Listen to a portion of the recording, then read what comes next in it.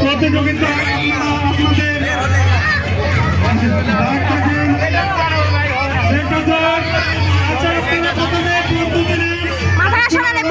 যেন দাগের বাইরে আপনারা চলে যান এই জন্য দাগটা লক্ষ্য করেন কিছুক্ষণ ভালো করে লক্ষ্য করেন।